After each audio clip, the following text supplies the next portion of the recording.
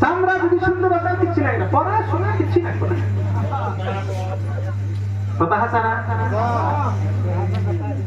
2 number ওয়ালি মালিহা, সম্পদ দেখে, আছে না নাই? যদি অল্প কালা হয় কিন্তু 2 লাখ টাকা ক্যাশ পাবো, আছে না নাই? হাদিসের হাতে আর বাস্তবতার সাথে মিল আছে তো? খারাপ লাগতেছে না তো আপনাদের? 3 নাম্বার ওয়ালি হাসাবিহা, বংশ দেখে, যদিও কালা, টাকা পয়সা কম কিন্তু বংশ ভালো, বিবাহ করেন, প্রস্তাব দেয় না?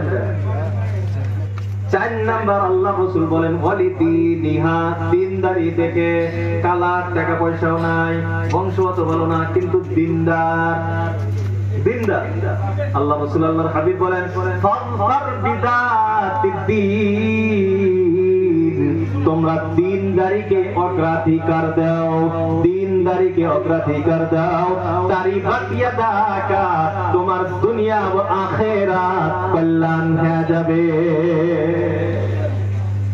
আল্লাহ রাসূল দিনদারিকে অগ্রাধিকার দাও, দিনদারিকে আগে রাখো।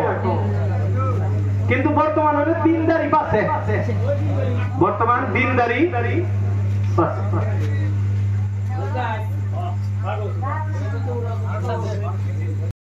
যুবকরা যেহেতু আছে, যুবক করে কই দেই নাকি মাদ্রাসা ছাত্র তঙ্গরে বয়ানো আছে, তঙ্গটাও আইতাছে ইনশাআল্লাহ। মানে সময়ের অবস্থা কোন দিকে টানাও যায় না, ওই জন্য খালি মানে যতটুকু সম্ভব কিছু সাইড মানে মেকআপ করার চেষ্টা করতে থাকুন।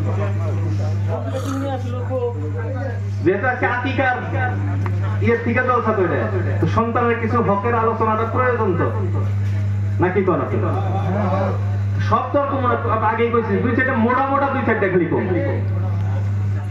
তো সন্তানের হক 1 নাম্বার হক, দিনদার মা তার জন্য ব্যবস্থা করা।